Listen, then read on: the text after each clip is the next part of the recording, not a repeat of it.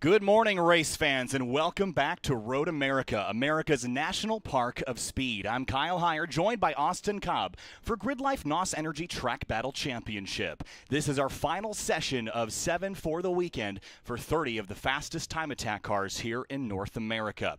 7 different classes represented across the cars that are going on track here shortly, including the several hundred horsepower Camaro of Mike Dussault, who had a faster lap time than we even saw in session number 1. They verified it on AIM data that he went even faster, but this is his last opportunity to go faster here today. These are cars that are built, maintained, and operated by their owners, often trailered on open trailers, brought here to run at this 4-mile, 14-turn circuit. Austin, this is grassroots time attack at its best. Yeah, absolutely. We saw him come out this morning and run some absolutely bonkers laps. It's a little warmer now. It came up about 10, 11 degrees, so I don't know that they'll have it for this session, but you never know. These guys have surprised us many times before. They certainly have, and a couple of the cars that are out there, we've already mentioned James Clay, who is a competitor in the GT World Challenge America Paddock, running in GT4 cars. He's here this weekend running his GT More car, as he calls it, which is essentially a 700 horsepower BMW M4 that started life as a street car and now spends its time on the racetrack now, competing in time attack competitions, and this is his first attempt running in the GRIDLIFE Track Battle street modified category. So various levels of prep across the different categories. We have our street level classes, which require all the cars to be plated and insured, and then we've got our track classes, track mod and unlimited, that do not require street legality in any form. And in the unlimited category in particular, the only requirement is that the car starts life with a VIN number. After that, fair game for basically anything. Which leaves a big window for things you can do. I mean, I think you said earlier, or our little infographic said that you could do a hybrid motor, and I don't think we've seen that yet. No, we certainly haven't. It's definitely something you can do, but one of our street class competitors is Charles Spaz Miller, who has a real nice-looking Evo, sponsored by Carmunity. Let's have a look at Chuck and Spaz in his number 55 Evo. Here with Charles Spaz Miller. He's got this awesome-looking Evo sponsored by Carmunity, coming off of a podium at our GRIDLIFE Midwest Festival in Michigan a couple of weeks ago. Spaz, this is a beautiful car. It looks the part, absolutely, but chasing speed with it, I'm sure has come with some troubles, but how's it been so far this weekend at Road America? So far, we're sitting in first in class, so that's a good start.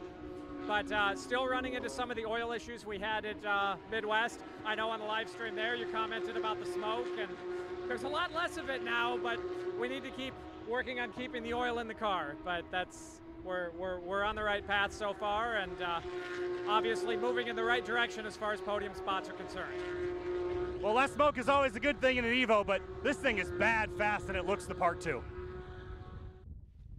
And Charles Miller will be on track here in just a moment. In street class, you see a lot of all-wheel drive turbocharged vehicles.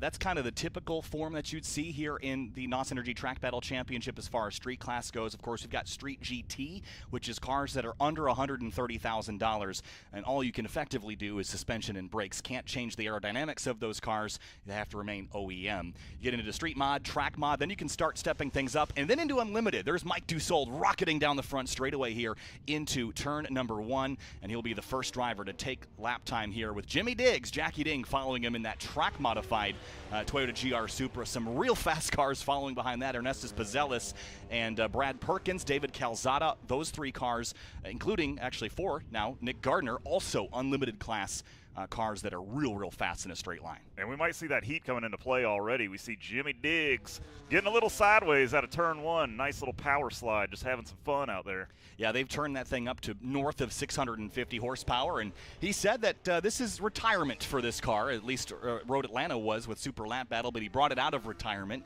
to run it here at Road America in front of all the NASCAR fans. So really cool thing to have that GR Supra competing here with us one last time in GRIDLIFE competition. Down into turn number 5 for our track battle competitors. Mike Dussault's already past 6. He is on a wild flyer right now. And one car off at 5. That is Brad Perkins. Looks like he's heading back to the paddock. Yeah, maybe, I don't know. Hopefully he didn't have an issue. Maybe he's just calling it already, because last session of the day, a lot of times you run a whole weekend, you get tired, and at some point it's just not worth it anymore. There's no point in risking the car. But hopefully some of these guys can throw down some quick laps. We saw Jimmy get down to, what, a 2:13 earlier? Yeah, and I think Mike Dussault, I think his best lap time in the weekend was a 2:10 or thereabouts, but he could go. Oh, trouble for Mike Dussault at the exit of the carousel, at the exit of turn 10, between 10 and 11. I think he'd bounced off the tire bundles there, and that is not what we want to see here in the NOS Energy Track Battle Championship. And it looks like he has now come to a stop under the bridge prior to the kink here at Road America. Yeah, if they can't get that rolling, it's probably going to be a full course yellow or just a black flag it for a little bit, bring everybody in. That's a dangerous spot to be sitting. It certainly is. And for Mike Dussault, I believe this was the car that was scheduled to run at the Pikes Peak International Hill Climb earlier this year, but they had an accident with it before that as well, and it wasn't able to make the Hill Climb event. But it's interesting because this is pretty far beyond the exit of the carousel, Austin, so he was just probably offline, maybe got the tires in the dirt and went for a bit of a ride there. Yeah, it's real easy if you're pushing that exit of carousel to just let naturally you're letting the car kind of float out to that apex curb, but as soon as that curb, or not apex curb, but exit curb, but as soon as that ends, it's just dirt. And if you hit it with any amount of lock on the wheel, you're going to go for a ride. Yeah, Jimmy Diggs comes across the line at a 2:14.008. And a couple other cars making their way through the kink now. Pizzellis, Gardner up into second and third respectively. But Mike Dussault not able to complete this lap, and we believe contact with the tire bundles at the exit of turn number 10. Here comes across the stripe for James Clay, and that 3:36 at a 2:18.8. That's a pretty solid lap for that street modified car. Quite respectable with that 700 horsepower, literally 3+ of my Miata's worth of horsepower. Yeah, so he's now up to fourth overall here. Ryan Matthews at a 2:19.4. Those two have been kind of back and forth all weekend as far as the street modified lap times go. Yeah, it looks like a good battle. I mean, being within, what, about 7/10 of each other, that they can go back and forth quite a few times throughout this session. And Dalton Klein across the stripe, and that pink NSX, Ravi Tamerlin in the 480, one of our track modified competitors. Here's Track Mod explained. GRIDLIFE Track Modern captures a variety of vehicles, from nearly stock supercars to extensively modified time attack cars. Track Mod allows flat-bottom floors, 3 large aero components, including active aero if equipped from factory, sequential gearboxes, 3-way adjustable suspension, and 100 treadwear tires are allowed in this track-focused class.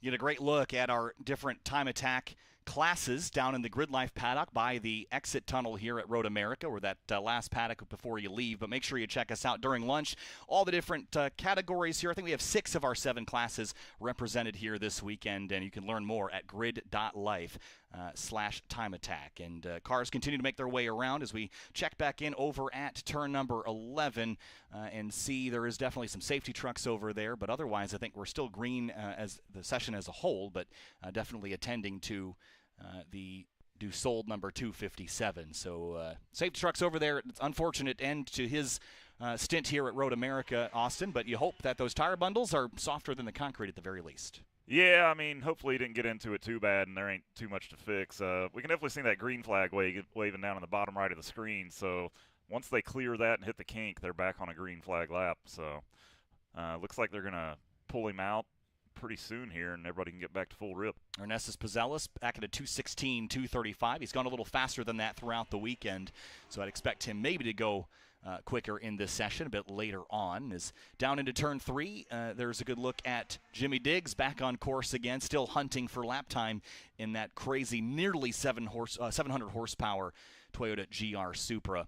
Then Nick Gardner in the number 52. That's a Ford Mustang GT500 that's had quite a few light is fast modifications done to it, some carbon fiber body panels and a lot more horsepower and some slick tires to go with. Hey, it doesn't matter how heavy your car is, the Graham strategy matters. It certainly does, and simplify and add lightness is a good way to go quick, and despite starting with a heavier car, that thing definitely moves down the straightaways here. Also never hurts to put a sick livery on your car. Definitely does not hurt, and a lot of the track battle cars are done very nicely. Bimmer World BMW off at turn 5. That's James Clay returning back to the paddock area, but it's still Jimmy Diggs at the top of the board at a 2:14.008. And just for reference, that is only a couple seconds off the Porsche 992 Cup cars that are here this weekend, so that is absolutely hauling. Through turn 6 and 7, though, is Peter Granberg in a K-Swap BRZ. This is an example of one of our spec tire categories, Falcon Club TR.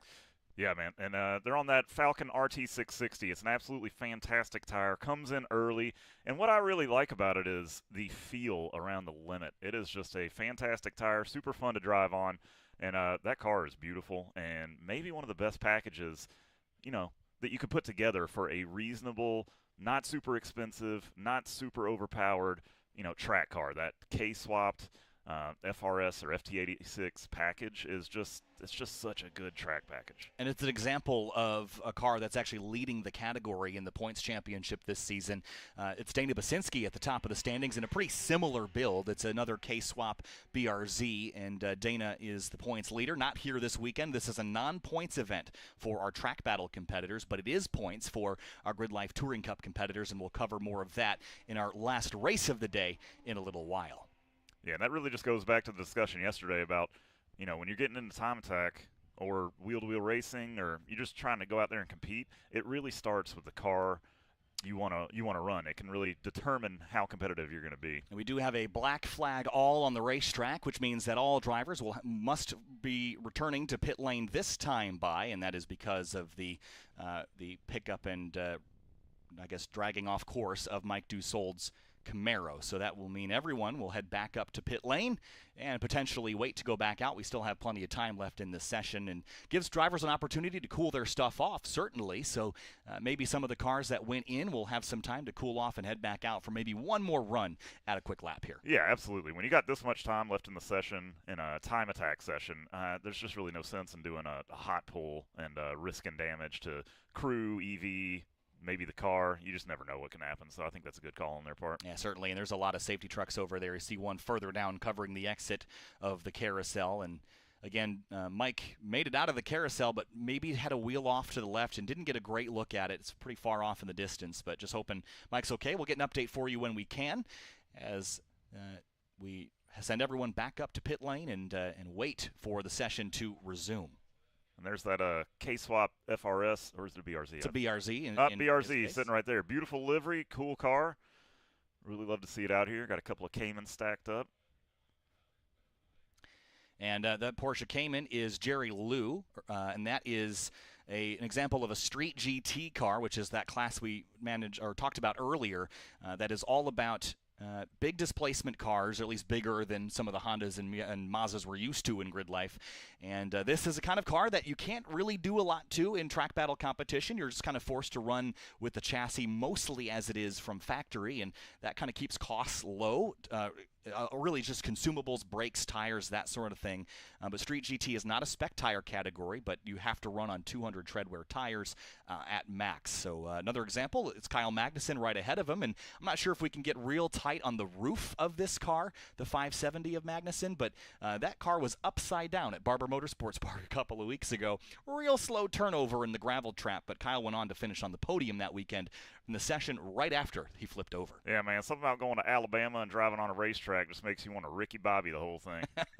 Yeah, and the Porsche Cayman, what a great performance vehicle for this particular class, but in general, great street car, great road car, great race car also. But it's kind of pick your path in track battle. You've got a couple Porsche Caymans. You've got that K-Swap BRZ, the blue and white car on pit lane, and of course the silver and red Mercedes-AMG GTS of Cal Fortner. That's a great way to get into street modified competition. And Street Mod, one of our last classes that requires street legality. Here's Street Mod explained. GridLife Street Modified, the fastest cars in GridLife that are still street legal. These are highly modified street cars capable of chasing track records. They also must maintain a full interior except in places where safety gear is installed. Horsepower and engines are unrestricted. Cars may have 2 aerodynamic devices, a combination of splitters, rear wings, and diffusers, and must run on 200 treadwear street tires. Engine swaps are allowed, but the drivetrain must remain in the same location and drive the same wheels as stock.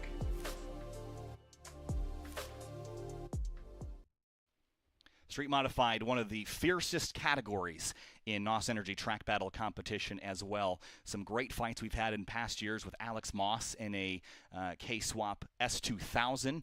Jackie Ding, his car was set up for Street Mod for many years. It's only in Track Mod now because of the splitter size he's got. There is an aerodynamic, basically square-inch limit on the front and rear splitter and wing. You can't go beyond a certain amount, but you certainly can beef them up quite a bit and go fast through the corners. Yeah, I mean, for what those cars are, they are absurdly fast. I mean, you talk about Jimmy's Supra, you got this AMG GTS out here, these 718 Porsche Caymans. These are all absolutely amazing machines. So, while we sit under a black flag for an incident at the exit of turn number 10, we caught up with a couple of our time attack competitors earlier today, but one of my favorite things is how inclusive our paddock is. That's the role of GRIDLIFE is motorsports inclusion. That's kind of our motto, is to get everybody into racing, whether it's driving a Honda, whether it's driving a Porsche, but also the paddock and how it feels. And we caught up with Nick Gardner's Riley down in the paddock earlier this weekend. GRIDLIFE's all about motorsports inclusion, but that doesn't stop off track. We got Riley over here hanging out. I don't know where she went. Let's go find Riley. There's Riley right here. Let's give Riley some pets. Hi, Riley. Motorsports inclusion even for our furry friends. Love having dogs. We've had ducks in the paddock before, too. Someone's got a duck or goose or something. They bring that all the time, but Riley's a sweet girl. We love having Riley around. We love having Nick Gardner around running this awesome Mustang. Somewhere, I think he parked it out over there, but it's good to have everybody here, the whole family. Riley dragging a water bottle around with her everywhere, and had dog Crocs, which I didn't know was a thing. Yeah, I was actually talking to him about those, and gonna have to get a pair for my boy Chet. Those dog Crocs are awesome. Yeah, and hot pavement here this weekend, so keeping the dog's paws nice and cool and protected. That's always good news, as it looks like Jerry Lou is going to return back to the paddock in that green Porsche Cayman. And again, we've got a 30-minute time slot here, 17 minutes complete, so hopefully we can get rolling and get back out on the racetrack here in just a couple minutes' time. And it looks like they're just rolling Mike Dussault's Camaro back now, so we'll hopefully get back rolling in just a couple minutes here in the NOS Energy Track Battle Championship non-points time attack event here. It's a race against the clock. Yeah, I mean, there's plenty of time left in this session. It looks like they'll be able to get the track back up and running, and they'll get at least a few laps down.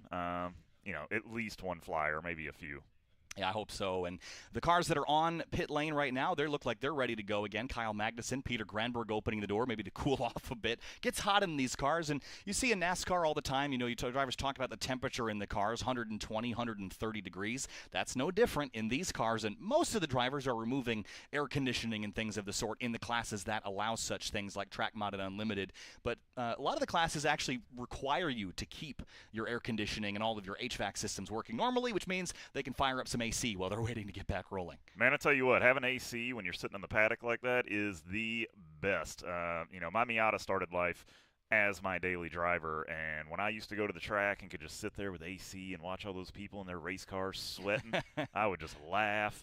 But now I'm that guy. Now, yeah, I mean, these guys that don't have AC, or if anybody's in an unlimited car that's fully gutted and the exhaust is just radiating through the firewall, it is, man, even on a pleasant day like this, it gets brutal. If you'd like to learn more about GRIDLIFE or how you can potentially participate in either our competition or non-competition series, visit grid.life and learn more in our Motorsports tab.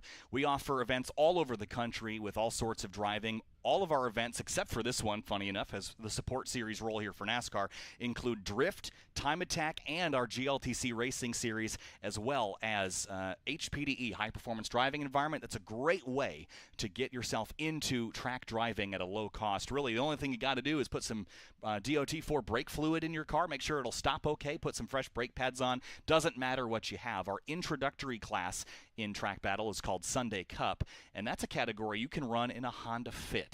And you don't have to do a lot to it.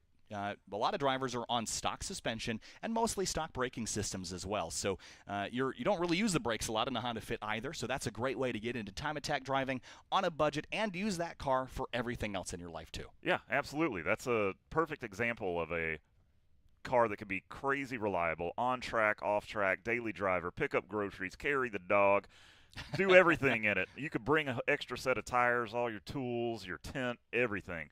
So you don't need a big, fancy, expensive car to come out here and have fun. You know, you might have to just start with a Honda Fit, and there's nothing wrong with that. They're fantastic cars, and they can do everything. You know, it's funny. We say it's an introductory class, but probably by name only.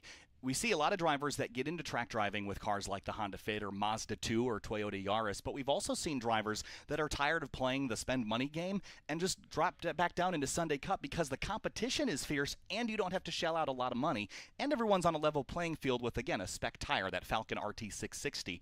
That's a great way to have fun at the racetrack and spend less time under your car and more time in it.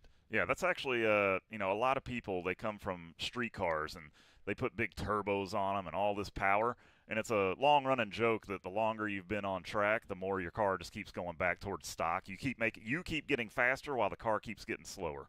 Well, there's good news to share with race fans around the racetrack. We see a green flag once again from the main start stand, which means we'll get about 10 more minutes of GridLife NOS Energy Track Battle Championship driving. 30 of the fastest time attack cars in North America getting rolling again down the pit lane. Cal Fortner in the number 14 Street Mod car is the first one out of pit lane, followed by Kyle Magnussen in that yellow and black Porsche Cayman. Andreas Bertulis is there in the Lexus RCF, and many more going out for a couple more laps. It's going to be a busy track here for the last few minutes. Yeah, I mean, they're all stacked up pretty close now, but that can actually play into your favor. This is such a long track that, you know, resetting the grid like this, especially if they're in order of roundabout pace, they're going to get some clean laps. You know, if you got a car that can turn 3 consecutive laps real hard, now's the time to do it.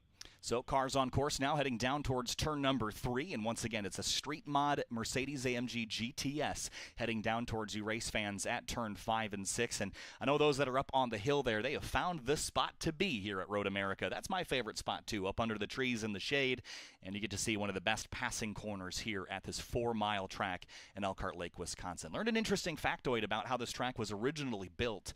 Back in the day, the paving machines were only about 16 feet wide. They made 2 passes side by side, said that's it, we're good. And that's why this track is so narrow in some places, that's how the track was originally paved back in 1955. Yeah, back when they built tracks the right way, not, you know, like the Circuit of the Americas with 18 miles of runoff. I'm just kidding. They're all great tracks, but yeah, this thing has history. It's got a lot of character. It's a lot of fun, and what beautiful grounds.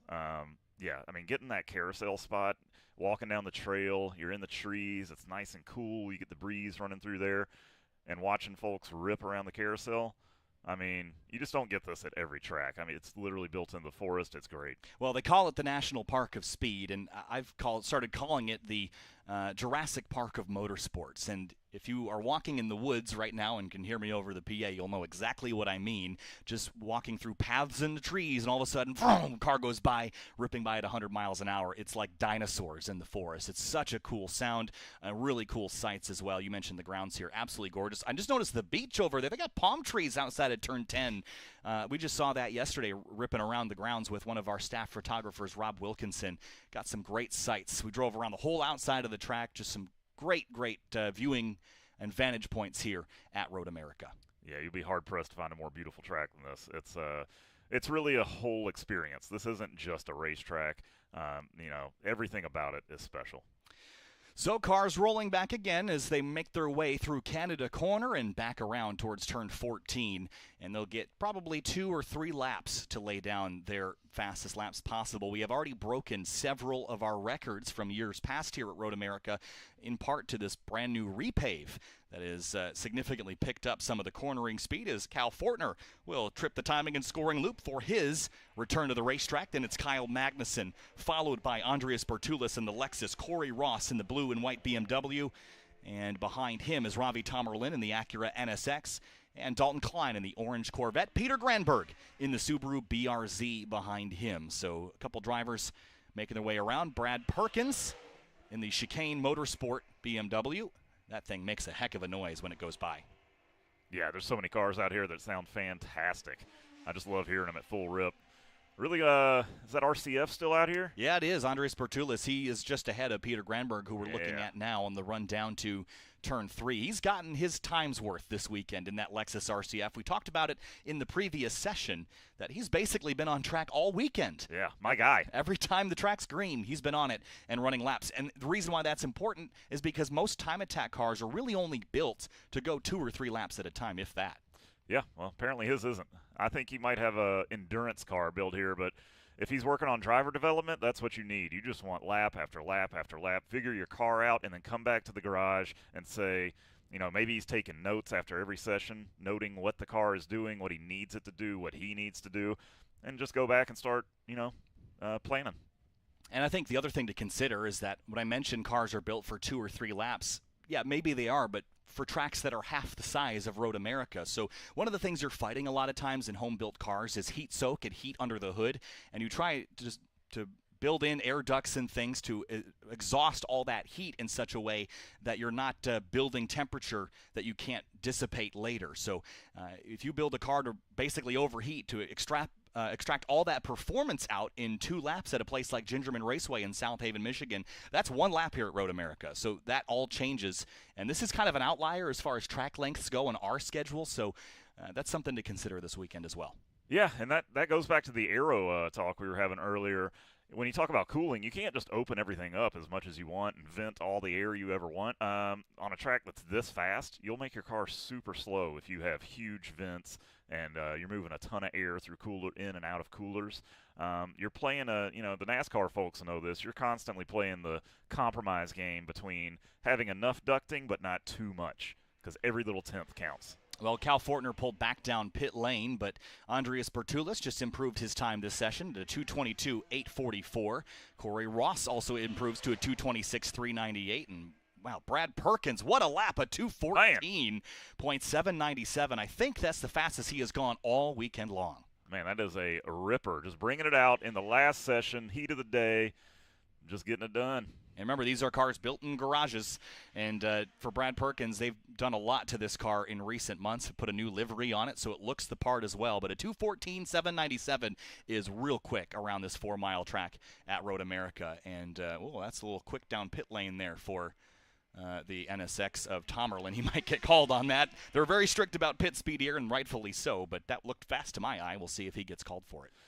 Yeah, like I'm saying, man, it's all about the livery. You know, he put a livery on, he goes 2:14. Look at him. Yeah, and I mean, hey, stickers make a race car faster. Everyone knows that fact. Hey, looking cool is half the battle. It's like it's a mental game. You get your head right when your car looks cool. Yeah, and sometimes putting one little dent in it makes it even faster because you're not afraid of putting a dent in it any longer. But we don't love putting dents in cars, especially when you drive them here by yourself on an open trailer. But there goes Nick Gardner off course at turn 5, returning to the paddock. And I expect a checker pretty soon here. Corey Ross through turn 7. Looks like he's on a cool down. And same, well, perhaps not for the other car that's behind him. I'd expect there's maybe 1 flyer left if somebody wants it, but that's about it. So NOS Energy Track Battle Championship, if you're interested in seeing the full field of cars, 95 time attack cars next weekend at Mid-Ohio Sports Car Course in Lexington, Ohio. It will be live streamed in its entirety for free on youtube.com/GridLife and twitch.tv/GridLifeOfficial. And you can also watch the next round of GridLife Touring Cup, and we'll be drifting Mid-Ohio for the first time in the track's at least recent history, so that is exciting. You talk about another track with an old school track with a bunch of character. Mid-Ohio is right up there. So down through turn number 12, heading back to the stripe is Dalton Klein in the orange Corvette in that track modified car. Not in the top 10 right now, but he has been up there this weekend. I don't think he got a clean lap in this session. Bertulis comes by and does improve a couple tenths of a second to a 2:22.242. Yeah, I imagine he'll go on a cool down after that one. Probably bring it in at turn 5. And Brad Perkins passed the line. No improvement that time for the number 27. I mean, pretty hard to improve on a 2:14.7. That is an absolute ripper of a lap. Yeah, I can't imagine. I unfortunately can't see the speed trap in turn 5 from here, but I'll bet that car is doing north of 150, maybe 160 or better going down into turn 5. I think I saw 170 on the NASCAR Xfinity cars yesterday, so all things considered, that's a pretty quick rip down the back straightaway. That ain't bad for something that started life as a street car. Yep, and Corey Ross across the stripe, no improvement that lap for him. He will stay at a 2:26.398. Here comes Cal Fortner once again, and he'll be starting a flyer, I believe. And Cal has not put a representative time up this session. Yeah, I think because he just came through hot pits recently, so I believe he's starting a flyer and probably the last flyers of this session. So through turn 1 and heading back down towards turn number 3. Cal Fortner in that Mercedes-AMG GTS. Absolutely beautiful car, sounds great, looks great, looks like it handles real nice. Yeah, we saw it sparking this morning, and that wasn't really a concern as the checkered flag does come out here in Track Battle NOS Energy Championship, but it wasn't really a concern because I mentioned he's got those titanium rub blocks, and so those will basically prevent that front aero from stalling. If the front splitter gets too low to the ground, the air can't effectively be split by that splitter, and it looks like Cal's actually going to head off course at turn number 5. That's going to wrap up our Track Battle Championship here from Road America, and again, the quickest laps here this weekend, Jackie Ding was up there, Brad Perkins is up there, Mike Dussault unfortunately ending his weekend with an accident, but as far as the lap times go, we set some new records here this weekend in a couple different categories, but we still have one session left in Grid Life, and it's coming up soon, Austin. Grid Life Touring Cup, race number 4. Oh, man, and I am excited.